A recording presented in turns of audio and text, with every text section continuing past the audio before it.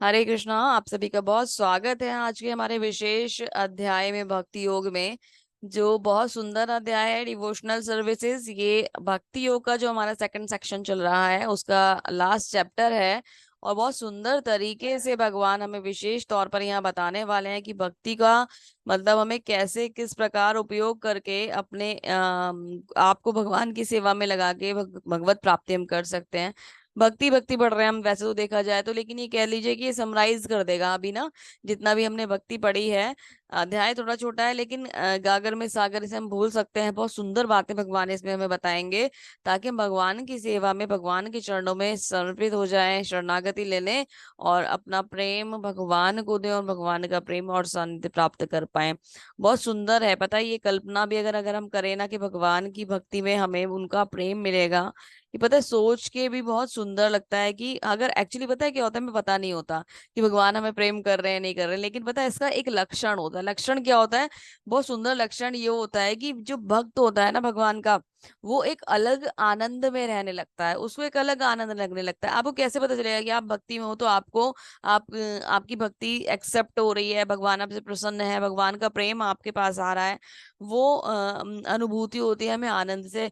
जो भक्त होते हैं उनका गुण ही ये होता है कि वो हमेशा नित्य आनंद में रहते हैं, मन प्रसन्न रहता है और कभी भी दुखी नहीं होते। तो वो उत्साह उनके अंदर होता है। जैसे जो उत्साह आप लोगों में ना, टाइमली कनेक्ट होने का, टाइम से आने का, पर्टिकुलर होने का, टाइम क्लास को टाइम पे ज्वाइन करने का, वो उत्साह ही एक भक्त के अंदर होता है। भक्त के गुण है, बहुत सुंदर गुण है भक्त के, कि भक्त कभी भी भगवान की सेवा में पीछे नहीं रहना चाहते। वो समय समय वहां उपस्थित होना चाहते हैं, इवन समय से पहले उपस्थित होना चाहते हैं। तो जो लोग भी क्लास में टाइम से आते हैं वो सब बहुत विशेष हैं और भक्ति का आनंद ले रहे हैं। यानी कि भक्ति के जो गुण हैं वो आपके अंदर डेवलप होने लगे हैं। आपका जो प्रेम है वो कृष्णा के लिए शुरू होने लगा है, कृष्णा का प्रेम आपके लिए जागने लगा है। तो आप दोनों की तरफ से जो कॉम्बिनेशन चल रहा है वो बहुत अच्छा चल रहा है, भक्त और भगवान का। तो भक्ति योग आज इसको कंप्लीट करेगा और बताएगा हमें कि कैसे हमें भगवान को पूरी तरीके से जानने में हमें भक्ति योग चैप्टर सहायता करेगा। कैसे हम छोटी छोटी चीजों को करके भी भगवान को प्राप्त कर सकते हैं और कैसे हम विशेष कार्य करके भी भगवान को प्राप्त कर सकते हैं। बहुत सुंदर अध्याय है, बहुत सुंदर है। समझने का प्रयास करते हैं। तो चलिए आगे बढ़ते हैं अपने इस अध्याय में। शुरू होता है अर्जुन के प्रश्न के साथ। अर्जुन क्या कहता है? अर्जुन उवाच एवं सतत युक्ता ये भक्ते सत्वामुपर्य उपासते ये चाप्य अक्षरम व्यक्तम तेषा के योग वित्तम वित्तमा। अर्जुन ने पूछा, जो आपकी सेवा में सदैव तत्पर रहते हैं या जो अव्यक्त निर्विशेष ब्रह्म की पूजा करते हैं, इन दोनों में किसे अधिक पूर्ण या सिद्ध माना जाए? तो अर्जुन का प्रश्न क्या है? अर्जुन का प्रश्न है साकार और निराकार के वादियों के बीच का डिफरेंस। तो अर्जुन ये जानना चाहते हैं कि जो साकारवादी हैं या जो निराकारवादी हैं, जो आपकी सेवा में सदैव तत्पर रहते हैं या जो अव्यक्त निर्विशेष की पूजा करते हैं। तो जो भगवान की सेवा में रहते हैं वो साकारवादी हो गए, और जो अव्यक्त निर्विशेष की यानी किसी ब्रह्म ज्योति की पूजा करते हैं या उसका ध्यान करते हैं, तो वो निर्विशेषवादी हो गए। तो अर्जुन पूछ रहा है कि दोनों में अधिक श्रेष्ठ या सिद्ध कौन है? कौन सा पाथ उचित है, कौन सा रास्ता उचित है, किस रास्ते पर हमें जाना चाहिए, है ना? कौन सा मार्ग सबसे अच्छा है भगवान की सेवा के लिए? तो ये पूछ रहा है अर्जुन भगवान से प्रश्न। तो बहुत सुंदर है ये बात कि अब मुझे कौन से रास्ते जाना चाहिए, निर्विशेष ब्रह्म की तरफ जाऊं या भगवान के सुंदर मुख का दर्शन करूं और उसमें आनंद लूं, है ना? तो हमें ये बहुत आगे भगवान अब अर्जुन को समझाएंगे। उससे पहले श्रील प्रभुपाद जी हमें यहाँ कुछ क्लियर करते हैं। बहुत इंपॉर्टेंट है, इसलिए श्रील प्रभुपाद जी का जो डिटेल है उन्होंने स्टार्टिंग में दी है।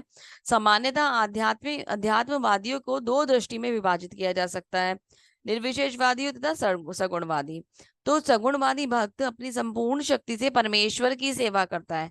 निर्विशेषवादी भी कृष्ण की सेवा करता है, किंतु प्रत्यक्ष रूप से न करके वह अप्रत्यक्ष ब्रह्म का ध्यान करता है।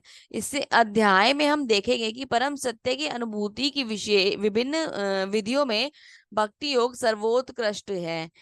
यदि कोई अन्य भगवान सानिध्य चाहता है तो उसे भक्ति करनी चाहिए। जो लोग भक्ति के द्वारा परमेश्वर की प्रत्यक्ष सेवा करते हैं वे सगुणवादी कहलाते हैं। जो लोग निर्विशेष ब्रह्म का ध्यान करते हैं वह निर्विशेषवादी कहलाते हैं। यहाँ पर अर्जुन पूछता है कि इन दोनों में कौन श्रेष्ठ है। यहाँ पर अर्जुन पूछता है इन दोनों में कौन श्रेष्ठ है। यद्यपि परम सत्य के साक्षात्कार के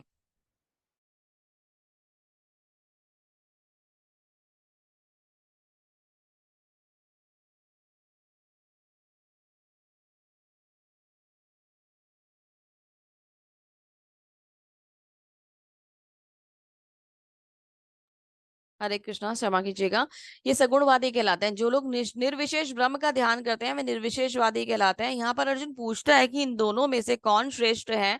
यद्यपि परम सत्य के साक्षात्कार के अनेक साधन हैं, किंतु इस अध्याय में कृष्ण भक्ति योग को सबों में श्रेष्ठ बताते हैं। तो अर्जुन को डिफरेंस, एक्चुअली अर्जुन जानना चाहता है कि कुछ लोग होते हैं जो भगवान की साक्षात सेवा में लगे होते हैं, अर्च विग्रह है सामने, उनकी सेवा भगवान की बहुत सुंदर तरीके से कर रहे हैं। कुछ लोग ऐसे हैं जो भगवान का बिल्कुल बस केवल ध्यान करके, और उनका जो ब्रह्म स्वरूप, उनकी जो ज्योति है, केवल उसका ध्यान करते हैं और वहीं तक ही सीमित रहना चाहते हैं, उतना ही, मतलब उससे आगे नहीं जाना चाहते। भगवान की सेवा किसी और तौर पे प्रत्यक्ष रूप से वो करना नहीं चाहते। जैसे एक सामने भगवान है तो भगवान का श्रृंगार, भगवान का भोग, ये कितनी सुंदर सेवाएं हैं, तो वो नहीं करते। वो केवल क्या करते हैं, ब्रह्म ज्योति का ध्यान करते हैं और किसी भी चीज में उनका मन नहीं लगता। तो वो उस पे टिके रहना चाहते हैं। तो दोनों में से श्रेष्ठ कौन सा है और ये हमें करना कैसे है, इस अध्याय में कृष्ण भगवान हमें बहुत सुंदर तरीके से बताने वाले हैं। तो दोनों का डिफरेंस समझेंगे, कैसे कार्य है, कैसे हमें किस भक्तियों की तरफ जाना चाहिए और विशेषता किस उसमें क्या है, वो हम जानने का इसमें पूरा प्रयास करेंगे और मैं आपको समझाने का प्रयास करूंगी। तो चलिए आगे बढ़ते हैं। श्री भगवान उवाचा, भगवान उत्तर करते हैं अर्जुन की बात का। तो अर्जुन ने पूछा कौन सा एक श्रेष्ठ है। तो अर्जुन को भगवान बताते हैं, मय्यावेश मनो ये माम नित्य युक्ता उपासते श्रद्धाया पर्योपतास्ते ये में युक्त तमा मतः। श्री भगवान ने कहा, जो लोग अपने मन को साकार रूप में एकाग्र करते हैं, जो अत्यंत श्रद्धा पूर्वक मेरी पूजा करने में सदैव लगे रहते हैं, वे मेरे द्वारा परम सिद्ध माने जाते हैं। तो भगवान भी खुद कह रहे हैं, जो अपने मन को मेरे साकार रूप में लगाकर एकाग्र करते हैं, श्रद्धा पूर्वक मेरी सेवा करते हैं, वो परम सिद्ध माने जाते हैं। तो भगवान को भी विशेषतया क्या पसंद है, जो भगवान की प्रत्यक्ष सेवा में लगा होता है वो भगवान को पसंद है। भगवान की प्रत्यक्ष सेवा कीजिए, भगवान के रूप का आनंद लीजिए, भगवान के दर्शन का आनंद लीजिए, भगवान के भोग का आनंद लीजिए, है ना, प्रसाद बनाकर उसका आनंद लीजिए, भगवान को चरणामृत, भगवान के चरणामृत का आनंद लीजिए। भगवान को जो जो सेवाएं देंगे उन सब में आनंद भी हमें भी तो मिलता है ना। तो जितनी ज्यादा सेवा हम भगवान की करते हैं, उतना ही ज्यादा आनंद हमारे हृदय को मिलता जाता है। डीटी सर्विसेज की अगर बात करी जाए तो आप ये देखिएगा कि इस्कॉन में स्पेशल कोर्स होता है डीटी सर्विसेज का।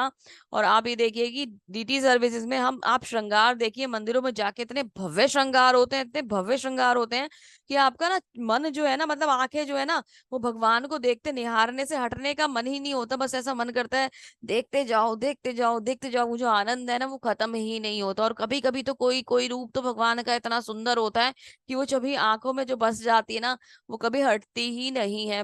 बहुत ही सुंदर, बहुत ही सुंदर, भगवान के सारे रूप बहुत सुंदर होते हैं, लेकिन कोई एक पर्टिकुलर तो हमारे हृदय को ऐसे भा जाता है कि बहुत ही, मतलब हमेशा याद रहने वाला होता है। और फिर व्यक्ति उस रूप की ही कल्पना करता रहता है। तो वो बहुत सुंदर है। जितने भी इस्कॉन टेम्पल्स आप देखेंगे, सब में स्पेशली भगवान को इतने सुंदर तरीके से, मतलब श्रृंगार करना बहुत ही भव्य, बहुत दिव्य, और विशेष जब ओकेजन होते हैं तो उसमें तो बहुत ही सुंदर और भी भव्यता से भगवान का श्रृंगार किया जाता है। तो ये, मतलब ये वो चीज है कि हम एक सामने भगवान है हमारे, है ना, अर्च विग्रह हमारे लिए भगवान का साक्षात रूप इस मतलब समय पे है, जब भगवान वैसे प्रत्यक्ष रूप से उपस्थित नहीं है, तो हम अर्च विग्रह के माध्यम से भगवान की पूजा अर्चना करते हैं, क्योंकि साक्षात भगवान वहीं उपस्थित होते हैं। भगवान एक व्यक्ति है, हमेशा याद रखिएगा, भगवान एक व्यक्ति है, हम एक व्यक्ति को सेवा दे रहे हैं। हम भगवान, ये नहीं कि वहां पे कुछ लोग उसको मूर्ति बोलते हैं, मूर्ति है ना, मूर्ति नहीं होता, वो अर्च विग्रह होता है। और हम ना, मतलब ये नहीं है कि वो बोल नहीं रहे, वो देख नहीं रहे, वहां सारी एक्टिविटीज होती हैं, सब कुछ होता है। भाव होना चाहिए आपके हृदय में। तो वो जो भाव आपके हृदय में आएगा कि मैं प्रत्यक्ष भगवान की सेवा कर रहा हूँ, तो आनंद और ज्यादा बढ़ जाएगा। तो भगवान को भी पहले कौन पसंद है, जो भगवान की प्रत्यक्ष सेवा कर रहे हैं, वो भगवान को पहले पसंद है। आगे देखिए, दूसरों के लिए भी कुछ ना कुछ तो होगा ही, लेकिन विशेष तौर पर भगवान को प्रथम जो भगवान की सेवा करते हैं प्रत्यक्ष रूप से वो पसंद है ना। आगे भगवान क्या कहते हैं, जो लोग अपनी इंद्रियों को वश में करके तथा सबों के प्रति संभाव रखकर परम सत्य की निराकार कल्पना के अंतर्गत उस अव्यक्त की पूरी तरह से पूजा करते हैं, जो इंद्रियों की अनुभूति के परे हैं, सर्वव्यापी, अकल्पनीय है, अपरिवर्तनीय है, अचल तथा ध्रुव है, वे समस्त लोगों के कल्याण में संलग्न रहकर अंततः मुझे प्राप्त करते हैं। तो ऐसा है कि अभी जो लोग मेरी डायरेक्ट पूजा नहीं कर रहे, भगवान कह रहे हैं, और जो मेरा मतलब ध्यान करते हैं आंखों को बंद करके, तो उनको भी एंड रिजल्ट जो मिलने वाला है वो मुझे प्राप्त करेंगे। लेकिन जो आनंद है उसमें कमी रह जाएगी, क्योंकि आनंद जो खुली आंखों से देखो, पता है ध्यान में बैठ कर खुद को केंद्र मतलब ध्यान केंद्रित करना, खुद को कंट्रोल करना ज्यादा डिफिकल्ट है इन कंपैरिजन ऑफ कि आप सुंदर अर्च विग्रह भगवान के दर्शन करें, उनका श्रृंगार करें, उनको भोग लगाएं, है ना, उनकी आरती करें, उनका कीर्तन करें, प्रसादम पाएं, वो कितना सुंदर है। और ऐसे सोचना कि हम बस मैं आंखें बंद कर लूं और मतलब कैसे, मतलब मेरे से सच में नहीं हो पाता, मैं नहीं कर सकती। मैंने एक बार ट्राई करा था, बहुत छोटी थी जब मैं, तो बचपन में मैं गई थी, शायद मैं 5th क्लास में थी, 5th स्टैंडर्ड में थी, तब मैं एक बार गई थी, है ना, हमारा एक सेंटर था पास में, तो वहां पे ये सारी चीजें सिखाई जाती थी, तो मैं गई थी। पर मतलब एक तो ये कह लो कि ऐसा नहीं है बच्चे नहीं जाते थे बच्चे, लेकिन ना मतलब मुझे सच बताऊं तो मुझे बोरिंग लगा। मैंने कहा यार ये कैसे हो सकता है कि मतलब आप आंखें बंद करके भगवान को कहाँ ढूंढोगे जब सामने भगवान खड़े हुए हैं। तो मैं 2-4 दिन गई, 5 दिन गई, फिर मुझसे हो नहीं पाया, मैंने छोड़ दिया। और भगवान को देख के तो बहुत ही मन रखता था, चलो वो बच्चे वाली बात थी कि एक छोटे मतलब बचपन में ऐसा हो जाता है। लेकिन जब हम बड़े होते हैं तो भी अभी आप कंपैरिजन करो कि अभी अगर मुझसे कोई कहे कि आप भगवान को आंखें बंद करके ध्यान कर लो सिर्फ, तो मैं नहीं कर सकती। जब मुझे साक्षात भगवान दिखाई दे रहे हैं तो मैं क्यों आंखें बंद करके, जब हम खुली आंखों से ध्यान कर सकते हैं। प्रभुपाद जी कहते हैं कि आप खुली आंखों से ध्यान करो, तो यहाँ के सुंदर रूप भगवान का निहारने के लिए दी है, सुंदर दर्शन भगवान के करने के लिए दी है, तो मैं क्यों आंखें बंद करके भगवान का ध्यान करूं और अपने मन को क्यों भटकाऊं। इसका लॉस पता है क्या होता है, जब हम आंखें बंद करके भगवान का ध्यान करते हैं तो होता यह है कि जो मन जितना खुली आंखों में भटकता है ना, उससे 1000 गुना ज्यादा वो बंद आंखों में भटकता है, और बहुत मुश्किल हो जाता है इसको कंट्रोल करना। और भगवान का सुंदर दर्शन करके जो लाभ हमें मिलता है वो आंखें बंद करके नहीं मिलने वाला, क्योंकि मैंने आपको क्या बताया था कि भगवान की प्राप्ति के 3 चरण हैं, कौन कौन से हैं, ब्रह्म परमात्मा और भगवान। तो जो आंखें बंद करने वाला ध्यान है वो कहाँ रुक जाता है, केवल ब्रह्म तक रुक जाता है, उनको बस उनके लिए डेस्टिनेशन वही है, वो उसके आगे भगवान को नहीं मिल पाते। तो आगे के स्टेप्स जो है ना वो उन लोगों से मिस हो जाते हैं, क्योंकि वो उसके आगे बढ़ते नहीं, उन्हें लगता है कि दुनिया यहीं समाप्त हो चुकी है ना। जैसे कोई रूम में बंद रहता है, उसने आज तक कभी अपने रूम के बाहर झांक के ही नहीं देखा, तो उसको क्या लगता है कि बस यही संसार है। फिर कोई एक व्यक्ति है जिसको ये पता है कि पूरा मतलब ये तो संसार कितना सुंदर है, सृष्टि कितनी सुंदर है, जैसे मैं इस रूम में हूँ ऐसे तो पता नहीं कितने लाखों करोड़ों लोग आसपास यहाँ पर घूम रहे हैं जो अपने अपने कार्य में इन्वॉल्व है। मुझे तो केवल अपनी दुनिया के बारे में पता था, और जैसे ही उसे मौका मिलता है वो अगर झांक के बाहर की तरफ देखे अपनी विंडो से, तो उसको पता चलेगा कि यहाँ पे और लोग भी है, तो अकेला नहीं था। भगवान की भक्ति सेवा इतनी सुंदर है कि मतलब उसका कोई मतलब एक, हाँ, इम्पोर्टेंट बात यह है कि भक्ति में जब हम साकार और निराकार करते हैं वाली भक्ति का कंपैरिजन करते हैं, तो जो निराकार भक्ति होती है या निराकार निर्विशेषवादियों का वाला जो मतलब एक ट्रैक है, उसमें क्या है कि आप ब्रह्म पे जाके सिर्फ मतलब वहीं पे रुक जाएंगे, उसके आगे कुछ नहीं है। जैसे परमात्मा तो नहीं है, भगवान भी नहीं है, लेकिन भक्ति क्या है, भगवान के दर्शन करने के बाद भी ये भक्ति निरंतर चलती रहती है, ये आनंद कभी खत्म ही नहीं होता, बढ़ता ही रहता है। जितना ज्यादा आगे बढ़ते हैं भक्ति में उतना ज्यादा आनंद आपका बढ़ता रहता है। तो बहुत विशेष है भगवान की भक्ति, हमेशा लाभ देने वाली है, आनंद देने वाली है, जो कभी भी निरंतर चलने वाली प्रक्रिया जो कभी भी खत्म नहीं होती, उसे भक्ति कहते हैं। तो भक्ति की डेफिनेशन, जो निरंतर भगवान की सेवा में चलने वाली प्रक्रिया है जिसका कभी कोई अंत नहीं होता, तो वो है सुंदर भक्ति भगवान की। बहुत ही सुंदर है भगवान की भक्ति, और उससे भी ज्यादा सुंदर है उस भाव में रहना, उस भाव को जीना, उसे फील करना, बहुत ही सुंदर है। मतलब बात करके इतनी खुशी होती है, तो जब हम भगवान की सेवा में लगे होते हैं तो कितना आनंद आता है। तो अलग अलग तरीके से भगवान की भक्ति करी जाती है। यहाँ पे भगवान की भक्ति का जो विशेष डिस्कशन चल रहा है वो साकार और निराकार का चल रहा है, जिसमें भगवान को विशेष क्या है, साकार। आगे बता रहे हैं, इनके लिए ही बताते हैं जो निर्विशेषवादी हैं, उनके लिए ही भगवान क्या कहते हैं, क्लेशो अधिक तरस्ते शाम तेषाम व्यक्ता सक्त चेत साम अव्यक्ता ही गतिर दुखम देहिर विद व्याप्यते। जिन लोगों के मन परमेश्वर के अव्यक्त निराकार रूप के प्रति आसक्त हैं, उनके लिए प्रगति कर पाना अत्यंत कष्टप्रद है। देहधारियों के लिए उस क्षेत्र में प्रगति कर पाना सदैव दुष्कर होता है। जैसे मैंने बताया कि वो क्या करते हैं, वो मन भटकता है ना। बिल्कुल टारगेट पे वो जाके सेट नहीं होता, बार बार ना इधर उधर जाता है। और वो इन कंपैरिजन ऑफ कि आप भगवान के दर्शन करके सामने कोई लक्ष्य रखा है, उसको देख के काम करने में, और बिल्कुल जब कुछ अता पता ही नहीं है और वहां कोई चीज ढूंढने में बहुत डिफरेंस होता है कि अभी मैं कहाँ ढूंढूं वो ज्योति, मुझे समझ में नहीं आ रही है। तो रास्ता तो वही है, जाना तो सबको उस रास्ते से है, लेकिन वो ढूंढना बहुत मुश्किल है, इतना इजी टास्क नहीं है। ठीक है।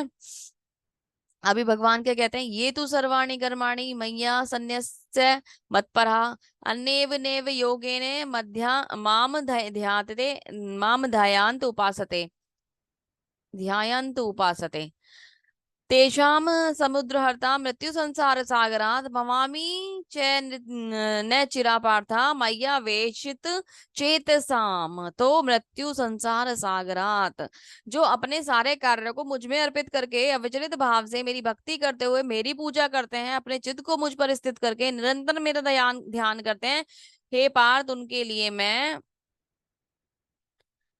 जन्म मृत्यु के सागर से शीघ्र उद्धार करने वाला हूं। तो मृत्यु संसार सागर आती है, जो संसार है ये जन्म और मृत्यु का सागर है। भगवान की सेवा करने वाले, भगवान पे ध्यान लगाने वाले, भगवान में क्या कहते हैं, भगवान में एक अपने चित्त को लगाने वाले लोग मृत्यु के सागर को शीघ्र अति शीघ्र पार कर जाते हैं। जन्म मृत्यु के सागर से शीघ्र अति शीघ्र पार हो जाते हैं, क्योंकि वो भगवान की भक्ति में होते हैं। वो कैसे पार होते हैं, मैंने आपको बताया था ना कि हम इस संसार में डूब रहे हैं जन्म मृत्यु के सागर में, और हमें बचा के ले जाते हैं भगवान, क्योंकि भगवान पानी के ऊपर हैं और हम इस भव सागर के अंदर हैं। तो भगवान अपना हाथ बढ़ाते हैं अपने भक्त की तरफ, और वो उसको सहारा देते हैं और अपने धाम ले जाते हैं। लेकिन ये किस वजह से पॉसिबल है, सिर्फ और सिर्फ भगवान की भक्ति के माध्यम से ही पॉसिबल है। भगवान की भक्ति के माध्यम से ही ये हो सकता है, अन्यथा किसी और तरीके से ये संभव नहीं है। भगवान की भक्ति इतनी सुंदर है कि भगवान एक कदम भक्त अगर आगे बढ़ाते तो भगवान 1000 कदम चल के आ जाते हैं और कहते हैं कि हाँ मैं तुम्हारे लिए यहाँ बैठा हूँ। जब भाव आपके मन में भक्ति वाला आता है तो आपको चारों तरफ ना बहुत कुछ खुशी, मतलब अच्छा अच्छा दिखाई देने लगता है। आपके मन जब प्रसन्न होता है, आपके मन में जब वो फीलिंग आती है, पॉजिटिव वाइब्स आती हैं, तो कुछ भी नेगेटिव आपके चारों तरफ चल रहा हो आप उसका इम्पैक्ट अपने ऊपर आने नहीं देते। प्रैक्टिकली अगर आप देखो तो आप बहुत सुंदर तरीके से सिचुएशंस को डील कर लेते हो, बहुत सुंदर तरीके से, मतलब इसे ही भक्त की भगवान की कृपा कह सकते हो ना, कि जो दुख हमारे जीवन में होते हैं ना, उन कष्टों को निकालने के लिए भगवान आपको पता है कैसे सहयोग करते हैं। अभी हमें लगता है कि भगवान का है, भगवान का है, भगवान आके तो खड़े नहीं होंगे कि साक्षात दिखाई देंगे। उतने अच्छे तो पुण्य कर्म हमने कर नहीं रखे कि भगवान आके खड़े हो जाएंगे और ये कहेंगे। और ये भी कह लीजिए कि एज, मतलब टाइम भी वो वाला नहीं है कि सतयुग वाला टाइम या कोई और, कि भगवान साक्षात दर्शन दे देंगे, क्योंकि हम तो कलयुग में हैं। लेकिन भगवान अपना प्रेम और अपना मतलब साथ हमें कैसे देते हैं, ये फील करने की, अनुभव की बात है ना। अनुभव कैसा, कि जब हम फंसे हुए हैं, एक द्वंद हमारे अंदर चल रहा है, हमें डिसीजन नहीं मिल रहे हैं, हम समझ नहीं पा रहे हैं हमें कैसे कार्य करना है, उस समय पर हमें रास्ता मिलता है।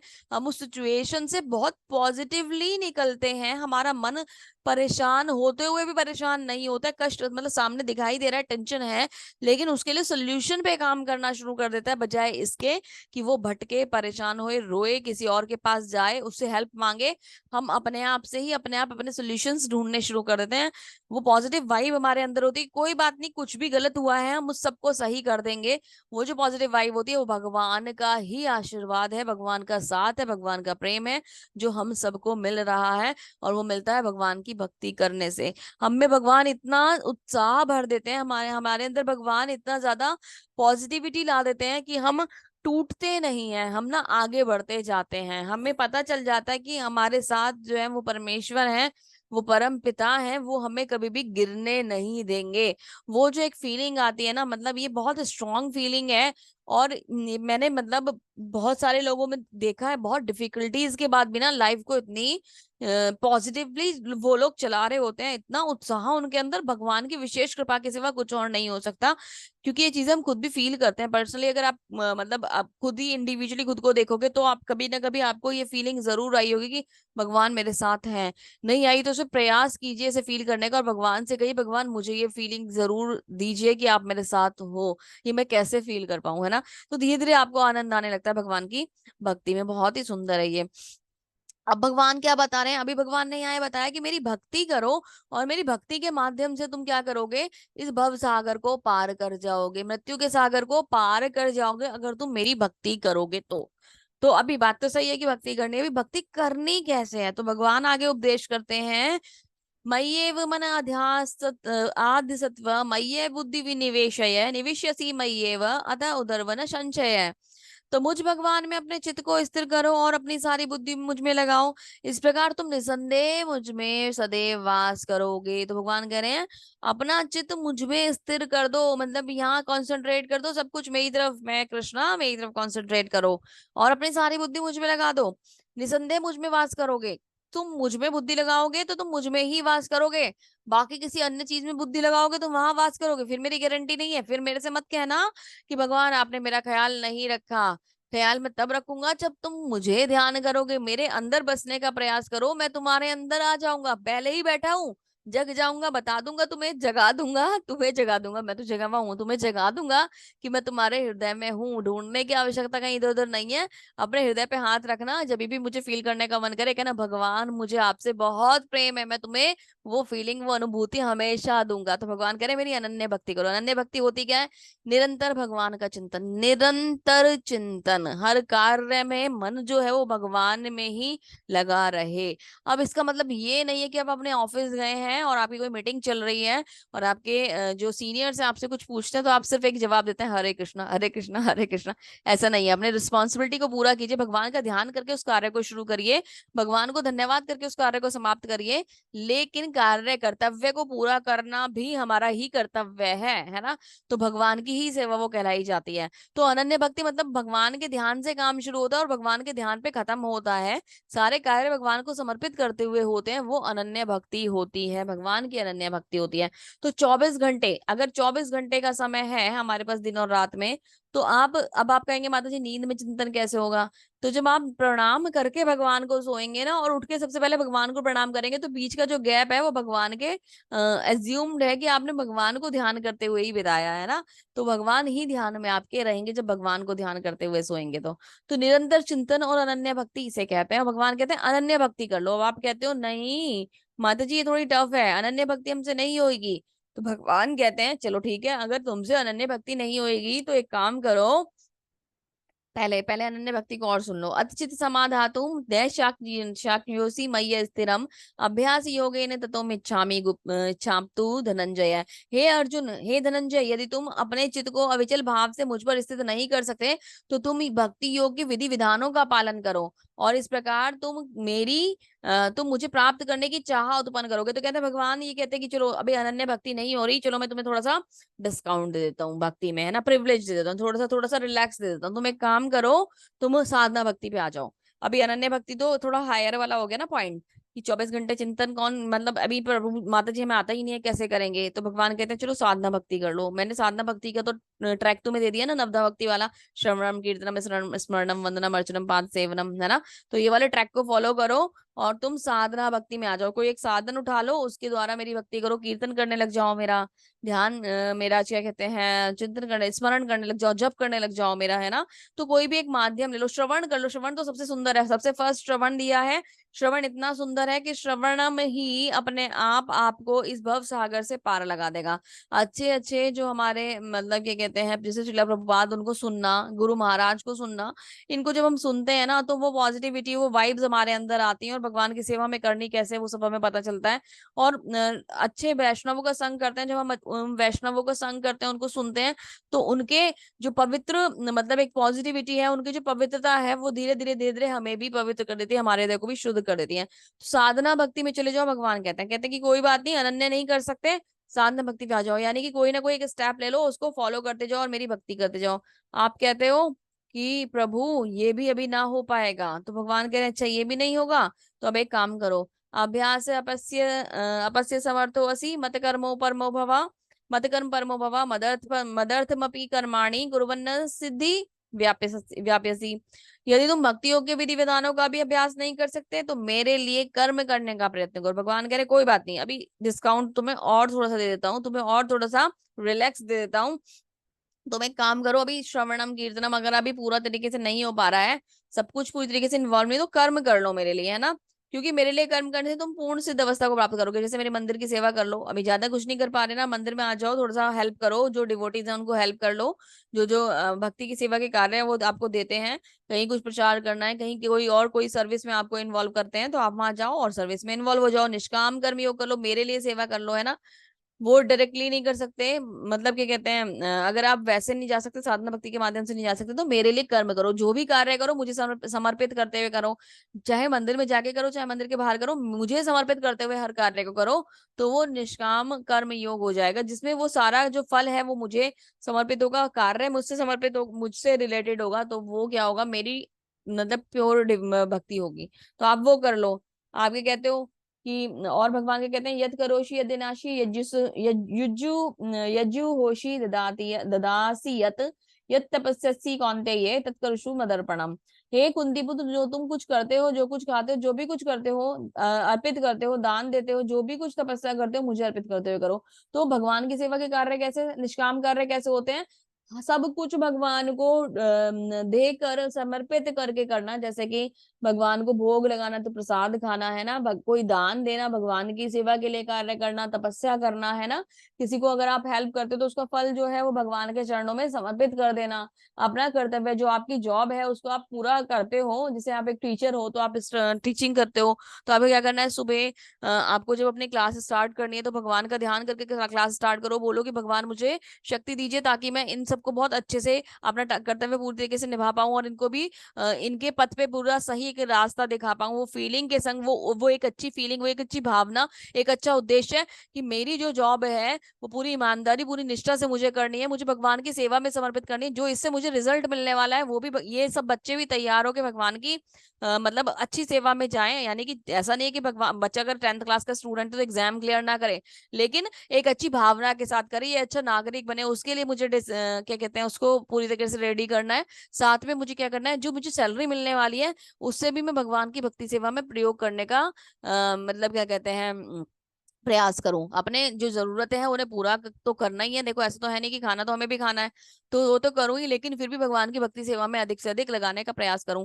तो भगवान कह रहे हैं इस तरीके से जब तुम काम करोगे ना, छोटी छोटी चीजों को मुझसे कनेक्ट करके करोगे, तो तुम अपने आप, तुम्हारे मन में जो भाव आएगा वो बदल जाएगा। भक्ति भगवान की अब यही नहीं है कि ना सारे दिन ही आप लेके कीर्तन तो नहीं कर सकते, हरे कृष्ण हरे कृष्ण हरे कृष्ण, भाई कुछ तो आपको करना ही पड़ेगा, स्टूडेंट तो स्टडी भी करनी पड़ेगी, माता जी को अगर जॉब में है तो बाहर भी जाना पड़ेगा, अदरवाइज फैमिली को भी देखना पड़ेगा, प्रभु जी को भी अपना फैमिली जॉब ऑफिस सब कुछ देखना पड़ेगा, तो काम तो करना पड़ेगा, ऐसा नहीं है। अब अर्जुन को भी भगवान क्या कह रहे हैं ना, तुम अपना युद्ध करो, तुम्हारा काम है तुम युद्ध आओ तो तुम युद्ध करो। अर्जुन को तब से क्या समझा रहे हैं, युद्ध करो युद्ध करो युद्ध करो, तो कहीं पे भी भगवत गीता में भगवान ये नहीं कह रहे कि अपने टास्क छोड़ दो, वो किसी से भी नहीं कहते। जैसे लोग बर्डन कर लेते हैं ना कि भाई हम, मैंने बहुत सारे एक्सक्यूजेस सुने हैं और मुझे ना कई बार बहुत मतलब बुरा भी लगता है कि ये कैसे कोई कह सकता है माता जी टाइम नहीं मिलता, माता जी माला करने का टाइम नहीं मिलता। अरे आपको हर चीज का समय मिला है, जिन्होंने आपके लिए समय बनाया, जिन्होंने आपको बनाया, जिन्होंने आपको समय दिया, उनके लिए आप समय नहीं निकाल सकते कि आपको टाइम नहीं मिलता, 5 मिनट का टाइम आपको नहीं मिलता। अभी गॉसिप करने के लिए बोल दो आप प्रिंसिपल, कितनी देर तक आप गॉसिप करा लो, फोन पे बैठ के चिट चैट करा लो, अरे आज ये हो गया, अरे बॉस ने ये कह दिया, अरे वो हो गया, अरे वो हो गया, हम इन सब चीजों में इतना टाइम निकाल देते हैं, और हम भगवान की भक्ति के लिए 5 मिनट एक राउंड जप नहीं कर सकते। पता है ये क्या है, सही बताऊं तो ये हमारा दुर्भाग्य है, हम भगवान की भक्ति नहीं कर पा रहे, ये हमारा दुर्भाग्य है। सुनने के बाद भी नहीं कर पा रहे, ये हमारा सबसे ज्यादा दुर्भाग्य है, सबसे ज्यादा दुर्भाग्य। भगवान की महिमा को जानने के बाद भी भौतिक आसक्ति बनाए रखना, ये सबसे बड़ा अपराध है। 10 नाम अपराधों में सबसे लास्ट में आता है भगवान की ना, हरि नाम महिमा की हरि नाम महिमा को जानने के बाद भी भौतिकता में जब हम अपनी आसक्ति बनाए रखते हैं, तो ये एक बहुत बड़ा अपराध है, नाम अपराध में आता है, नाम अपराध में। आप जान गए हैं कि भगवान की महिमा कितनी अपार है, फिर भी क्या कह रहे हैं, एक्सक्यूज खुद को दे रहे हैं, किसी और को नहीं दे रहे। ये एक्सक्यूज कभी मेरे लिए नहीं होता, एक्सक्यूज आपके लिए होता है, ये एक्सक्यूज कभी किसी गुरु के लिए नहीं होगा। मैं तो आपको जस्ट एक कुछ भी नहीं हूं, मैं तो जस्ट एक कह लो कि बस एक तिनका मात्र हूँ जो यहाँ पे बैठी हुई हूँ और आपको कह रही हूँ कि करो। जो हमारे गुरु हैं, जिनका ये संदेश है, जो श्रीला प्रभुपाद जी का जो संदेश है, भगवान का जो आदेश है, वो पहुंचाने के लिए तो हम तो कुछ भी नहीं है। तो हम ये समझ लिए कि भगवान की कृपा है कि हम ये बोल भी पा रहे हैं, गुरु की कृपा है जो हम ये आप तक पहुंचा पा रहे हैं, और भगवान की कृपा मुझ पर हमेशा बनाए रखें, आप सब पर भी हमेशा बनाए रखें। लेकिन मतलब ये क्या है, ये क्या है, ये एक्सक्यूज केवल आपके लिए है कि आप ये नहीं कर पा रहे हो, ये आपके लिए एक्सक्यूज है। आपको क्या करना है, आपको जो लोग नहीं कर पा रहे वाली फीलिंग के संग आज तक थे, या उनके पास समय नहीं है, या कुछ भी उनके पास एक्सक्यूज थे, उन्हें क्या करना चाहिए, उन्हें आज ही उस भक्ति सेवा में लग जाना चाहिए। मैं छोटे बच्चों को पहले सिखाती थी, पता है 5 इयर्स से भी के भी इससे भी छोटे, कभी कभी तो 4 साल के किड्स भी होते थे, छोटे छोटे बच्चे होते थे मेरी क्लास में। तो मैं उनको क्या बताती थी, जो बच्चे छोटे बच्चे, पता है, लेकिन वो बहुत स्ट्रांग होते थे, क्योंकि वो छोटे बच्चे सर्दियों में भी जब इतनी ज्यादा ठंड पड़ती है तब भी, पता है, मेरा बैच अटेंड करते थे, मॉर्निंग 6 o'clock वाला बैच, जो कि 5:45 पे शुरू हो जाता है, और वो बच्चे 5:30 से क्लास में बैठे होते थे। और पता है मतलब भक्ति करते थे। तो मतलब मैं, पता नहीं टॉपिक ही मेरा डिस्टर्ब हो गया। मैं उन्हें क्या सिखाती थी कि हाँ, कि आप ना जब जब करते, तो कुछ बच्चों को ना पता नहीं होता था जब कैसा करना है, चलो वो मान सकते हैं क्योंकि छोटे बच्चे हैं, उन्हें कैसे पता होगा, तो वो पूरा राउंड नहीं कर पाते थे। तो मैं उन्हें सिखाती थी कि आप ना केवल आज 11 नंबर्स तक करो, है ना, हरे कृष्ण महामंत्र का। जब वो 11 से 21 तक आते थे, 21 से 31 आते थे, 31 से वो धीरे धीरे बढ़ते बढ़ते बढ़ते बढ़ते 101, फिर 108 तक आते थे। तो उनका जिस दिन एक राउंड पूरा होता था, उनकी प्रसन्नता इतनी ज्यादा होती थी, वो बहुत खुश होते थे, और फिर वो राउंड्स बढ़ाते थे। तो अगर आप वैसे ऐसे नहीं कर पा रहे हो तो बच्चों की तरह कर लो, है ना, आप छोटे बच्चों की तरह कर लो। अगर आप ज्यादा नहीं कर पा रहे हो तो 11 कर लो, फिर 21 कर लो, फिर 31 कर लो, 41, 51 कर, ऐसे करते करते राउंड्स बढ़ा लो। अगर आपको ये लग रहा है कि आपके पास समय नहीं है, कोई बात नहीं, भगवान कहेंगे चलो तुम्हारे लिए मैं दिन जो है ना 24 घंटे की बजाय 34 घंटे का कर देता हूँ, अभी कर लो तुम मेरी भक्ति, तब करना आप भक्ति भगवान की।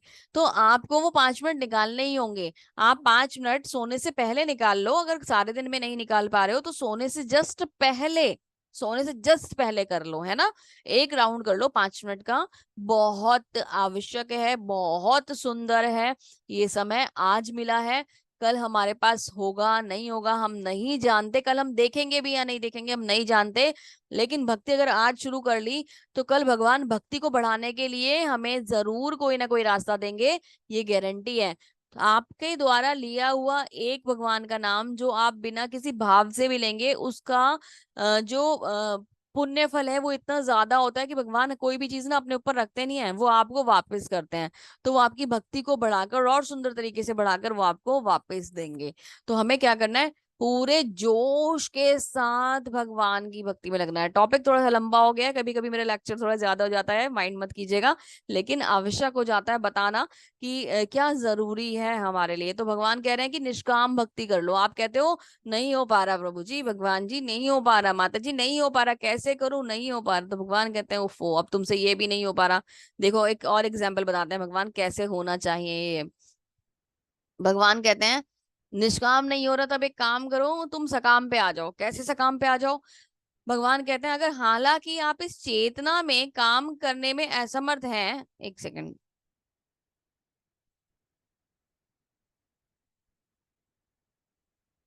हरे कृष्णा, माता जी आवाज आ रही है? जी माता जी आ रही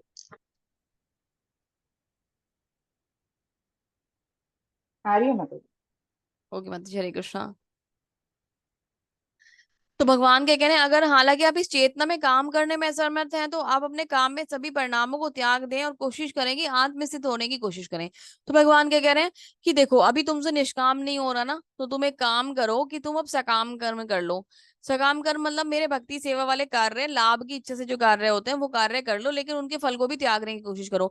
जैसे नंदोत्सव हुआ था ना, नंद महाराज ने भगवान श्री कृष्ण के प्राकट्य का जो उत्सव मनाया था उसे नंदोत्सव कहते हैं। नंदोत्सव में उन्होंने क्या करा था, इतने सुंदर उपहार सब लोगों को दिए थे भगवान की सेवा में। मतलब उनका क्या मन था, उनका मन तो, उन्हें उस समय तो नहीं पता था ये भगवान है ना, तो वो क्या कर रहे थे, वो तो उनके यहाँ तो उनका पुत्र हुआ था, लल्ला हुआ था, तो उन्होंने क्या करा, उन्होंने सबको उपहार दिए, जितना उनसे हो पाया उन्होंने सबको उनकी इच्छा के अनुसार वैसे ही उपहार दिए। उपहार देने के बाद जो प्रसन्नता थी, वो जो खुशी थी, वो सब जो था, धन्यवाद जो था, भगवान के चरणों में समर्पित कर दिया कि भगवान आपने सामर्थ्य दिया और ये कार्य हो पाया। बहुत प्रसन्नता से, बहुत दिल से उन्होंने सब कुछ करा। तो ऐसा नहीं है, मतलब अगर आप किसी की सेवा कार्य करते हैं, किसी को उपहार दे रहे हैं या किसी की हेल्प कर रहे हैं, तो बहुत पॉजिटिविटी के संग करिए, बहुत हृदय से करिए, और धन्यवाद हमेशा भगवान को देते रहिए। तो ये हमारा सकाम कर्म जो है, तो धन्यवाद देने वाली जो फीलिंग है भगवान को, वो सकाम कर्म में भी पॉजिटिविटी लेके आ सकती है। तो आप भी उस प्रकार से कार्य कर सकते हैं। अभी कहते हो आप ये भी नहीं हो रहा, तो आपसे होगा क्या है, ये भी नहीं हो रहा, चलो एक काम करते हैं, एक और ऑप्शन भगवान आपको देते हैं। इवन दो ऑप्शन भगवान आपको देते हैं। श्रोहि ज्ञान अभ्यासा यज्ञ जिज्ञाना ध्यान ध्यान विशिष्यते ध्यानात् कर्म फल त्यागा सत्य से त्याग गच्छन्ति निरंतरम। यदि आप इस अभ्यास में भी नहीं जा सकते, तो आप अपने आप को ज्ञान में संलग्न करें। ज्ञान से बेहतर हालांकि ध्यान है, और ध्यान से बेहतर काम के फल का त्याग है।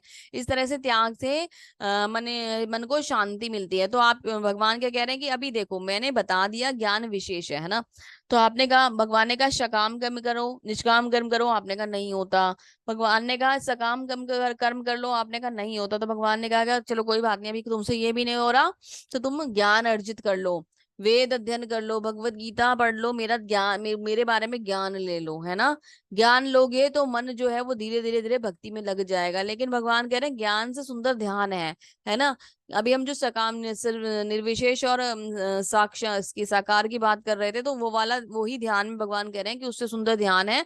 आप एक काम करो, अगर ज्ञान और ध्यान में से चूज करना है, तो ध्यान को पिक कर लो, ध्यान सुंदर है, ध्यान ले लो, ध्यान बेहतर है। लेकिन आप कहते हो कि ये भी नहीं हो रहा, तो भगवान कह रहे हैं कर्मों के फल का त्याग कर दो, इससे शांति मिलेगी। कोई ना कोई ऑप्शन भगवान आपको दे रहे हैं। अभी आप सब क्या कर रहे हो, बुद्धि से भगवान की सेवा कर रहे हो, तो हम क्या कर रहे हैं, ज्ञान अर्जित कर रहे हैं, ये बुद्धि से भगवान की सेवा है ना। तो हम ये कर रहे हैं, लेकिन इससे बेटर क्या है, ध्यान है। लेकिन क्योंकि हमें तो भाई स्टार्टिंग है, अभी तो हमें सीखना है, तो हम ये कर सकते हैं, तो हमें ये करना है, ठीक है। आगे भगवान क्या कह रहे हैं, तो भगवान ने हमें सारे रास्ते दे दिए हैं, है ना। कौन कौन से रास्ते दे दिए, भगवान ने आपको बता दिया कि आप भगवान की अनन्य भक्ति कर सकते हो, नहीं कर सकते, साधना भक्ति से कर सकते हो, नहीं कर सकते, निष्काम भक्ति कर सकते हो, नहीं कर सकते, आप सकाम भक्ति कर सकते हो, सकाम भक्ति भी नहीं हो पा रही, ज्ञान अर्जित कर लो, ज्ञान भी नहीं हो रहा, तो ध्यान अर्जित कर लो। 6 रास्ते बता दिए भगवान ने हमें। अब ये मत कहना कि माता जी हमारे पास समय नहीं है, हमसे नहीं हो पा रहा। भगवान ने 6 माध्यम बता दिए, कोई ना कोई एक तो आपको उठाना ही होगा। आगे भगवान के कहते हैं, मेरा ऐसा भक्त जो सामान्य कार्यकलापों पर आश्रित नहीं है, जो शुद्ध है, दक्ष है, चिंता रहित है, समस्त कष्टों से रहित है, किसी भी फल के लिए प्रयत्नशील नहीं रहता, मुझे अतिशय प्रिय है। तो भगवान की सेवा में निरंतर लगे रहने वाले भक्त भगवान को अति प्रिय होते हैं। जो किसी से द्वेष नहीं करता, लेकिन जो सभी जीवों पर दयालु मित्र है, जो अपने को स्वामी नहीं मानता, मिथ्या अहंकार से मुक्त है, जो सुख दुख में संभाव रहता है, सहिष्णु है, सदैव आत्मसंतुष्ट रहता है, आत्म संयमी रहता है, तथा निश्चित निश्चय के साथ मुझ में मन तथा बुद्धि को स्थिर करके भक्ति में लगा रहता है, ऐसा भक्त मुझे अत्यंत प्रिय है। यानी कि भगवान की सेवा कार्य में निरंतर लगे हुए रहने वाले भक्त भगवान को बहुत प्रिय होते हैं। जो अपने सुख दुख का कोई ख्याल ना रखे, कोई भी भाव, जो भी परिस्थिति कुछ भी हो, हमेशा बैलेंस्ड बना रहे। दुख में विलाप नहीं करना, सुख में पागल नहीं होना, दोनों में बैलेंस रहना है। सब प्रभु की कृपा है, जो मिला है भगवान की कृपा से मिला है, सहर्ष स्वीकार करेंगे और भगवान की भक्ति सेवा में लगाएंगे। कुछ भी हो, भगवान की भक्ति सेवा को नहीं छोड़ेंगे। सहिष्णु है, सहन करने वाला है ना। और आत्मसंतुष्ट है, आत्म संयमी है, उसका मन भटकता नहीं है, इंद्रिय विषयों में लगता नहीं है, वो भगवान के चिंतन में रहता है, मन को स्थिर कर लेता है, बुद्धि को स्थिर कर लेता है और भगवान की भक्ति में लगा देता है। वो भगवान को बहुत प्रिय होता है, जिससे किसी को कष्ट नहीं पहुंचता और जो अन्य के द्वारा विचलित नहीं किया जाता, सुख दुख में भय चिंता में संभाव रहता है, वो मुझे अति प्रिय है। तो किसी को कष्ट ना पहुंचाता हो, जिससे वो खुद किसी को कष्ट ना पहुंचाए और कोई उसे कष्ट पहुंचाए, उस पर फर्क ही नहीं पड़ता हो। तो ऐसा जो भाव है वो बहुत सुंदर है। और विचलित जो भगवान के भक्त होते हैं ना, वो विचलित नहीं होते। भगवान के भक्त निरंतर भगवान की भक्ति सेवा में लगे रहते हैं। वो पहली बात तो उनके मन में कोई फीलिंग आती ही नहीं कि वो किसी को कष्ट पहुंचाएंगे। अगर गलती से उनके द्वारा किसी को कोई कष्ट पहुंच भी जाए तो उसके लिए पश्चाताप करते हैं, क्षमा प्रार्थी होते हैं। दूसरी बात, अगर उन्हें कोई कष्ट पहुंचाता है तो वो उसके लिए मतलब विचलित नहीं होते, वो अपनी भक्ति सेवा में हमेशा निरंतर लगे रहते हैं। जो कभी हर्षित नहीं होता है, ना शोक करता है, ना पछताता है, ना इच्छा करता है, शुभ तथा अशुभ दोनों प्रकार की वस्तुओं का परित्याग कर देता है, ऐसा भक्त मुझे अत्यंत प्रिय है। ऐसा भक्त कौन है? प्रहलाद महाराज जैसे भक्त है ना। आप ही देखिए, तपस्या कर रहे हैं, कितनी ज्यादा कठिनाइयां झेल रहे हैं, हिरण्यकशिपु ने इतनी यातनाएं दी, इतनी प्रताड़नाएं दी है, उसके बाद भी भगवान की भक्ति नहीं छोड़ी और भगवान को ही प्रकट होना पड़ा अपने भक्त के लिए। एक ऐसा रूप लेकर भगवान प्रकट हो गए जो उसने, हिरण्यकशिपु ने वरदान ले लिया कि मैं तो अमर हो गया है ना, ऐसा तो कोई व्यक्ति हो ही नहीं सकता, ना नर हो ना पशु हो, है ना। और मतलब ना तो क्या कहते हैं दिन में रात में मुझे मार पाए, मतलब ऐसे ऐसे वरदान उसने लिए, घर के अंदर नहीं घर के बाहर नहीं। तो ये सोच लिया कि मैंने बुद्धि लगा ली। असुर पहले ना यही करते थे, ये सोचते थे मैंने बहुत बुद्धि लगा ली है और मैं बहुत इंटेलिजेंट हूँ, वरदान ही मुझे अमरता का तो देंगे नहीं, एक काम करता हूँ मैं ना ऐसा वरदान ले लेता हूँ, ये ट्रिकी वरदान ले लेता हूँ, ट्रिकी वरदान लेके मैं भगवान को बेवकूफ बना दूंगा। भगवान को कोई बेवकूफ बना पाया है? भगवान ने तुझे बनाया है भाई, तू भगवान को बेवकूफ बनाएगा? कोई भगवान को बेवकूफ नहीं बना सकता। भगवान उसके लिए भी एक स्टेप आगे फॉरवर्ड ले लेते हैं और नरसिंह रूप लेकर आ जाते हैं अपने भक्त की रक्षा करने के लिए। उसे मारने के लिए नहीं आए थे भगवान। ये गलतफहमी हमारी है कि भगवान हिरण्यकशिपु को मारने के लिए आए थे। भगवान तो प्रहलाद महाराज को दर्शन देने के लिए आए थे। उनका मन इतना शुद्ध था, उनका चित्त इतना शुद्ध था, निरंतर भगवान की भक्ति माता कयाधु के गर्भ से ही कर रहे थे। गर्भ में ही वो भगवान की भक्ति करनी शुरू कर दी थी, क्योंकि नारद जी ने उपदेश दिया और नारद जी का उपदेश वो गर्भ से माता के सुन रहे थे, क्योंकि विशेष उपदेश दिया नारद जी ने। और सुन के जो भक्ति का भाव उत्पन्न हुआ, और इतना सुंदर भाव उत्पन्न हुआ कि भगवान की निरंतर भक्ति चलती रही, कितनी भी यातनाएं आई उन्होंने भगवान की भक्ति को नहीं छोड़ा। हमारे ऊपर जरा सा कष्ट आ जाए, सबसे पहले भगवान को ही गालियां पड़नी शुरू हो जाती हैं। अरे भगवान का कौन, भगवान कैसा भगवान, कोई भगवान नहीं होता, कुछ नहीं करता भगवान, कौन सा भगवान है, कहाँ सुनता है हमारी, हमें परेशानी में डाल रखा है। हम ये करने लग जाते हैं सबसे पहले। और जो भगवान के भक्त होते हैं ना, वो यातनाएं सहन करते हैं और कहते हैं कोई भी कुछ भी कर लो भगवान मेरे साथ हैं। वो विश्वास जो है वो होता है भक्ति, वो होता है भक्ति, है ना। ये नहीं होता भक्ति कि हम दिखाने के लिए भक्ति कर रहे हैं, तिलक लगा लिया, माला ले ली हाथ में, हम भक्ति कर रहे हैं और मन में क्या कहते हैं, कोई जरा सा अगर कीड़ा भी आगे काट गया, उफ़ो ये क्या हो गया, पता नहीं क्या ही है, कितने मच्छर है इतने परेशान करते हैं, ये आप विचलित हो गए जरा सी चीज से, तो ये क्या है, ये भक्ति नहीं है। आप अगर आप चैंटिंग कर रहे हो, मच्छर ने काट लिया तो उसे मच्छर को गुस्सा करना शुरू कर दिया भाई, है ना, या उसे मार देंगे पकड़ के, तो वो भक्ति। हालांकि मच्छर को, अगर मच्छर आपको डिस्टर्ब करे तो उसे हटाना अलाउड है, ऐसा नहीं है कि नहीं हटा सकते, लेकिन फिर भी भाव जो है ना मन का, वो खराब नहीं होना चाहिए। मन का भाव वही होना चाहिए पॉजिटिव, कि भगवान की भक्ति में सेवा लगना है, क्योंकि जो भक्त होता है वो दयालु होता है। भक्त का गुण क्या है? भक्त दयालु होता है। तो आपको उसी दया के साथ, दया भाव के साथ भगवान की सेवा में लगना है, विचलित नहीं होना। प्रहलाद महाराज की तरह भक्ति बहुत सुंदर भक्ति होती है। जो मित्र शत्रुओं के लिए समान, अभी क्या चल रहा है, ये गुण डेवलप डिस्कस हो रहे हैं, भक्त के गुण कैसे होते हैं। जो मित्र होते हैं शत्रुओं के लिए समान है, जो मान तथा अपमान, शीत गर्मी, सुख दुख, यश तथा अपयश में संभाव रखता है, जो दूषित संगति से सदैव मुक्त रहता है, जो सदैव मौन रहता है, किसी भी वस्तु से संतुष्ट हो जाता है, किसी प्रकार के घर बार की परवाह नहीं करता, ज्ञान में दृढ़ होता है और भक्ति में संलग्न रहता है, ऐसा पुरुष मुझे अत्यंत प्रिय है। तो ये इन सबका अगर सार में बताऊं तो इन सबका सार है बैलेंस्ड, है ना। बैलेंस्ड है वो, उसे मान का फर्क नहीं, अपमान का फर्क नहीं, शीत का फर्क नहीं, गर्मी का फर्क नहीं, दुख सुख का फर्क नहीं, दुख का फर्क नहीं, यश का नहीं, अपयश का नहीं, वो संभाव है, यानी कि वो बैलेंस्ड है। जो बैलेंस्ड है वो भगवान की भक्ति बहुत सुंदर तरीके से कर सकते हैं। तो अपने अंदर हमें एक समभाव वाला जो गुण है उसको भी डेवलप करना होगा। समभाव अगर हमारे अंदर आएगा तो हम भगवान की भक्ति में अच्छे से आगे बढ़ पाएंगे। ठीक है, परिस्थिति कुछ भी हो हमें बैलेंस रहना है। जैसे अम्बरीश महाराज, दुर्वासा ऋषि आए उनका टेस्ट लेने के लिए, और आज भी जैसे पारण है तो ऐसे ही था कि आज पारण करना था उन्हें भी एकादशी का। तो एकादशी का पारण करने के लिए वो जाने ही वाले थे, तो एकदम से दुर्वासा ऋषि आते हैं उनका टेस्ट लेने के लिए, कहते हैं कि मुझे भी आपके संग पारण करना है। अम्बरीश महाराज बोलते हैं ठीक है महाराज आप आ जाइए ऋषिवर, और हम लोग साथ में, वो उन्होंने बोला कि साथ में भोजन करेंगे, दुर्वासा ऋषि ने, तो उन्होंने कहा कि हाँ ठीक है हम प्रसादम साथ में लेंगे। तो दुर्वासा ऋषि जान के चले जाते हैं वहां से चैलेंज करने के लिए इनको, कि देखता हूँ कितनी देर ये वेट करता है मेरी। जान के चले जाते हैं और दूसरी जगह पहुंच जाते हैं स्नान वगैरह करने के लिए, और वहां अधिक समय लगा देते हैं। तो उनके मन में विचार आता है अम्बरीश महाराज के कि पारण का समय निकल रहा है, तो जो उनकी प्रजा होती है वो भी सारी उनके साथ व्रत रखती है। तो प्रजा में से कुछ लोग कहते हैं, या उनके मंत्रिमंडल में से कुछ लोग कहते हैं कि आप एक ऐसा काम कीजिए महाराज, कि व्रत का पारण ना जल्द से कर लीजिए और भोजन ऋषि के संग ग्रहण कर लीजिएगा। इतनी बात सुनकर दुर्वासा ऋषि मतलब ये अम्बरीश महाराज कहते हैं कि ठीक है, मैं एक काम करता हूँ कि मैं जल से भगवान का मतलब को भोग लगाकर भगवान का प्रसाद ग्रहण कर लेता हूँ, भोजन में ऋषिवर के संग करूंगा।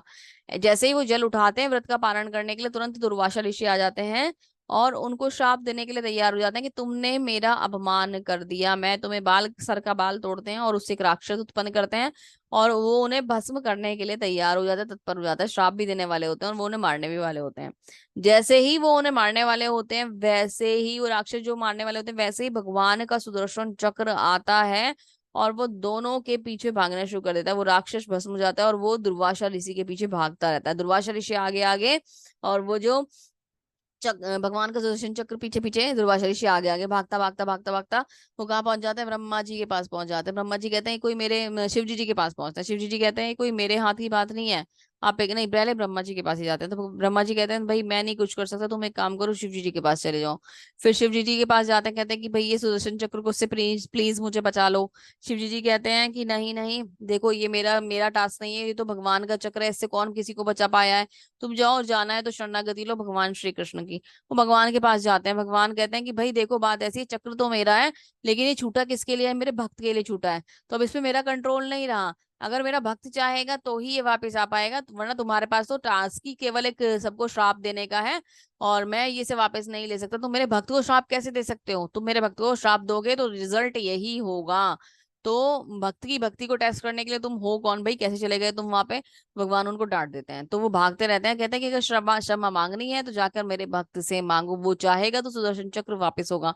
वो अम्बरीश महाराज के चरणों में गिर जाते हैं और जाकर उनसे प्रार्थना करते हैं कि मुझे प्लीज बचा लीजिए। अम्बरीश महाराज सुदर्शन चक्र को प्रार्थना करते हैं, सुदर्शन चक्र भगवान को दोबारा से धारण हो जाते हैं, और भगवान से को प्रार्थना करते हैं अम्बरीश महाराज की इनको मुक्त कर दीजिए, माफ कर दीजिए।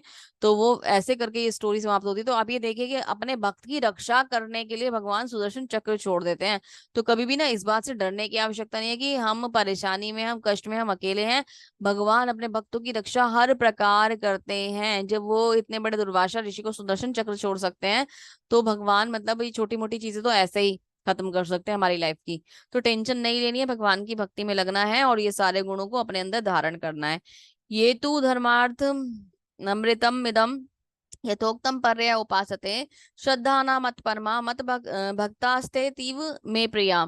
तो जो इस भक्त के अमर पथ पर, भक्ति के अमर पथ पर अनुसरण करता है, और जो मुझे ही अपना चरम लक्ष्य बनाकर श्रद्धा सहित पूर्ण रूपेण संलग्न रहता है, वे भक्त मुझे अतिक प्रिय हैं, अत्यधिक प्रिय हैं। बिल्वा मंगल ठाकुर की स्टोरी आती है। बहुत ज्यादा भोग विलास में रहने वाले व्यक्ति थे, है ना, बिल्वा मंगल। तो क्या हुआ कि हमेशा मतलब ना वैश्यवृत्ति और ये सब चीजों में संलग्न रहते थे, पर स्त्री का संग और सब कुछ, ये मतलब भोग में बहुत उनका उनको आनंद आता था।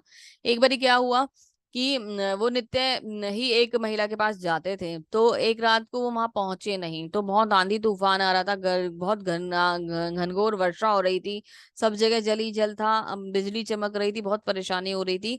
तो वो जो स्त्री थी वो उनका इंतजार करती है और अपने दरवाजों को बंद कर लेती है कि अभी ना ये नहीं आए हैं, बिलवा नहीं आया है, तो आज तो बिलवा नहीं आएगा, मौसम बहुत खराब है। वो पहुंचते हैं वहां पे।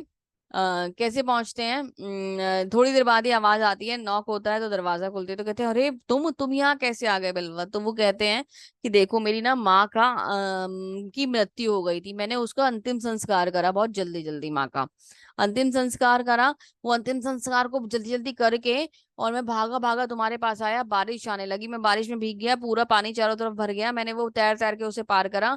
फिर तुम्हारी जो दीवार थी उसके ऊपर एक सांप लटका हुआ था, मैंने सोचा तो तुमने दरवाजे तो बंद कर दिए थे, मैंने सोचा कि ये रस्सी है, मैंने उस सांप को पकड़ लिया, और रस्सी को पकड़कर मैंने क्या करा, तुम्हारे आंगन में छलांग लगाई, यहाँ पे भी पानी भरा हुआ था, भीगता हुआ, हाथ पैर तुड़वाता हुआ मैं तुम्हारे दरवाजे के पास आकर खड़ा हो गया। देखो इतनी मेहनत करके मैं तुमसे मिलने के लिए आया, मेरी माँ मर गई उसके बाद भी मैं तुम्हारे पास आ गया। तो भोग का उनको इतना ज्यादा, ये समझ लीजिए कि कंट्रोल नहीं था अपने ऊपर, और वो उस समय पर भी उतना कष्ट लेकर उसके पास चले गए। वो स्त्री बोलती है, वो वैश्या क्या कहती है, अरे बिल्वा तुम इतना कष्ट लेकर मेरे पास आए हो, अगर इसका थोड़ा सा भी कष्ट भगवान की भक्ति के लिए सहन कर लेते तो भगवान तुम्हें मिल जाते। ये बात कौन बोल रहा था? वो स्त्री नहीं बोल रही थी, भगवान उनके गुरु जो थे वो उनके माध्यम से बोल रहे थे, क्योंकि वो पूर्व जन्म में बहुत अच्छे भक्त भी थे। तो उनके गुरु ने उनके उस स्त्री के माध्यम से ये बात बोली, तो उनके मन में मानो जैसे ना हृदय परिवर्तन हो जाता है, और इस बात को सुनते ही उनका हृदय परिवर्तित हो गया। जो निरंतर भोग करने वाला व्यक्ति, एक माता की मृत्यु के दिन भी वो वहां से उस वैश्य के घर पे चले गए, और कितने कष्ट झेलते हुए चले गए कि सब सांप को रस्सी समझ लिया, और मतलब जन्म मृत्यु का मतलब मरने का भी कोई टेंशन नहीं, और वो भागे भागे जा रहे हैं। उसका हृदय एकदम से परिवर्तित हो गया। तो ये एक साधारण आवाज नहीं थी, एक स्त्री की आवाज नहीं थी, वो एक गुरु की वाणी थी जो उस स्त्री के मुख से आ रही थी। तो वो उन्होंने सुन लिया और तुरंत ही वो वहां से लौट गए। लौटे तो चलने लगे, चलते चलते उन्होंने क्या देखा, आगे एक स्त्री जा रही है, आगे एक स्त्री जा रही थी, तो उसका पीछा करना शुरू कर दिया। अभी मतलब पीछे पीछे उसके चलते जाए, वो स्त्री आगे आगे और ये बिल्वा मंगल पीछे पीछे पीछे पीछे। तो जब वो आगे जा रहे थे तो क्या हुआ, वो स्त्री उसका घर आ गया, वो अपने घर चली गई, उसके घर चली गई तो उसका दरवाजा खटखटा दिया। उसका दरवाजा नॉक करा, तो अंदर से कोई प्रभु जी निकल के आए, उन्होंने बोला हाँ जी बताइए। तो कहते हैं कि मुझे ना वो एक स्त्री आपके घर में आई है, उनसे मिलना है।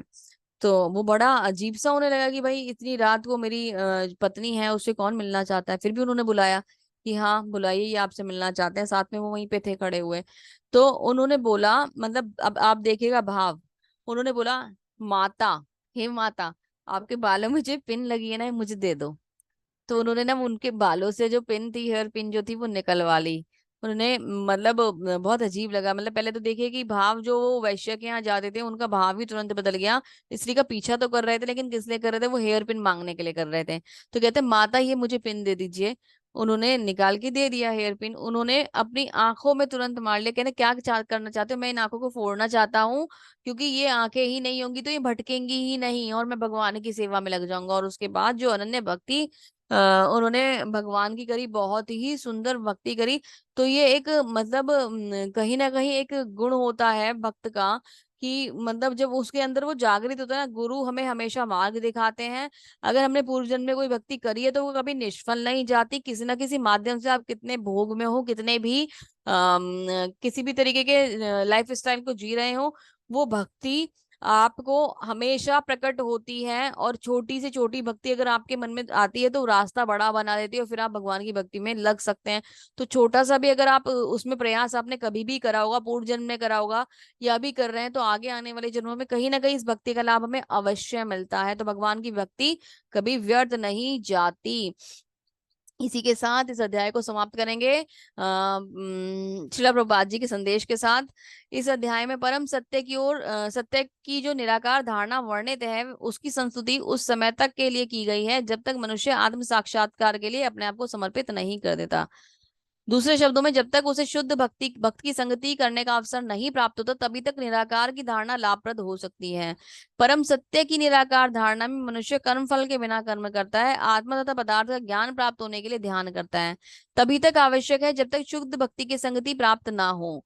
सौभाग्यवश यदि कोई शुद्ध भक्ति में सीधे श्री कृष्ण भवनामृत में संलग्न हो सके हो, तो उसे आत्म साक्षात्कार के लिए इतने सोपानों को पार करने नहीं होते। भगवत गीता के मध्य 6 अध्याय में जिस प्रकार की भक्ति का वर्णन हुआ है, वह अत्यंत ही हृदयग्राही है। तो क्या कह रहे हैं प्रभुपाद जी, कि अगर भक्त को, किसी व्यक्ति को भक्तों का संग मिल जाए, शुद्ध भक्तों का संग मिल जाए, तो उसे निराकार वाले पथ पर जाने की आवश्यकता नहीं होती है। शुद्ध भक्ति का संग बहुत सुंदर होता है। शुद्ध भक्तों के संग आप भगवान को डायरेक्टली कृष्ण भावनामृत में जुड़कर प्राप्त कर सकते हैं। 6 चैप्टर्स इतने सुंदर हैं भगवान की भक्ति के, बहुत ही सुंदर। और भक्ति योग ने ही भक्ति योग को यहाँ पर कंप्लीट कर दिया है। भक्ति योग का जो सेक्शन था वो भक्ति योग नामक अध्याय के द्वारा यहाँ कंप्लीट हुआ है। श्रील प्रभुपाद जी ने बहुत ही सुंदर तरीके से हमें इसे नरेट करा, हमें समझाया। भगवान श्री कृष्ण ने बहुत विशेष कृपा करी, इतना सुंदर संदेश दिया। और मैं सोची थी अध्याय छोटा है, लेकिन अध्याय फिर भी अच्छा खासा मतलब टाइम ले गया है। तो आप सब लोग को आई होप क्लियर हुआ होगा। प्रयास मैंने पूरा करा है, किसी के कोई डाउट रहेंगे तो हम अभी नेक्स्ट सेशन में भी लेंगे। भगवान की भक्ति का जो ये रस है, इसको निरंतर लेते रहिए, इसका आनंद हमेशा अपने मन में बनाए रखिए। भगवान की भक्ति में छोटी सी भी अगर आप सेवा कर सकते हैं तो उसे अवश्य कीजिए। कोई भी एक्सक्यूज खुद को मत दीजिए कि आप भगवान की भक्ति नहीं कर सकते क्योंकि आपके पास टाइम नहीं है।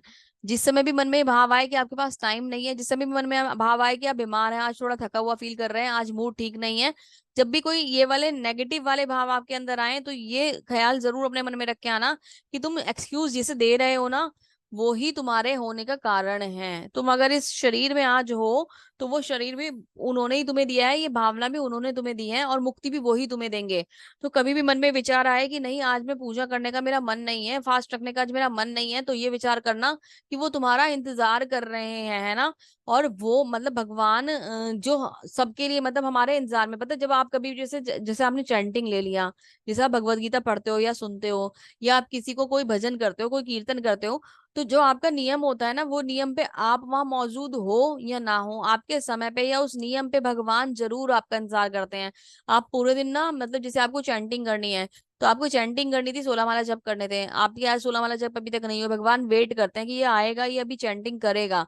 तो हमारा जो इंतजार है ना, हम कम करते हैं, भगवान ज्यादा करते हैं। तो जब भी मन में भाव आए कि नहीं आज आलस से आ रहा है, आज मन नहीं कर रहा, तो उस समय ध्यान ये लगाना कि आलस से तो मुझे आ रहा है, पर मेरे प्रभु वहां इंतजार कर रहे हैं, वो मेरा वेट कर रहे हैं। और उनको इंतजार कराना ठीक नहीं है। उस भाव को किसी भी प्रकार से सेवा कीजिए, छोटी से छोटी सेवा कीजिए, बिल्कुल जो बिल्कुल ये नेग्लेजिबल वाली जो सेवा है वो ही कर लीजिए, पर एटलीस्ट कीजिए तो। अपने आप को एक स्टेप आगे लेके तो आइए। कुछ नहीं कर सकते, एक फूल ही भगवान के चरणों में चढ़ा दीजिए। कुछ तो कीजिए प्रभु, कुछ तो कीजिए। भगवान की भक्ति का इतना सुंदर मौका मिला है आपको, अपने मन को किसी भी प्रकार से भगवान में जोड़ने का प्रयास कीजिए, क्योंकि छोटा सा करोगे, बूंद बूंद से सागर भरता है ना, घड़ा बढ़ता है, बूंद बूंद से सागर बनता है। तो अगर आप करोगे तो ये भक्ति का सागर भी बिल्कुल लबालब हो जाएगा। भक्ति इतनी ज्यादा बढ़ जाएगी आपके अंदर कि आप सब कुछ करना शुरू कर दोगे। पर बूंद तो डालनी शुरू करो, भक्ति का बूंद इनिशिएट तो करो, भक्ति का बीज इनिशिएट तो करो। तो इसी संदेश के संग इस अध्याय को यहीं समाप्त करेंगे। कल मिलेंगे नए सेक्शन में, जो कि है ज्ञान योग। बहुत सुंदर है, बहुत विशेष है, थोड़ा सा टेक्निकल चैप्टर है, समझने का पूरा प्रयास करेंगे। लेकिन आप सब लोग क्लास में अटेंडेंस बनाए रखेंगे, मिस नहीं करेंगे। जो लोग नहीं आ रहे हैं सेशंस में, केवल रिकॉर्डिंग पे काम चला रहे हैं, उन लोगों के लिए मेरा मैसेज है, प्लीज रिकॉर्डिंग पे बेस्ड मत होइए, सेशंस को लाइव ज्वाइन कीजिए। इसी के साथ इस अध्याय को यहीं समाप्त करते हैं। आप सभी लोगों का बहुत बहुत धन्यवाद। हरे कृष्णा, शिल प्रपाद की जय। हरे कृष्णा माता जी, हरे कृष्णा।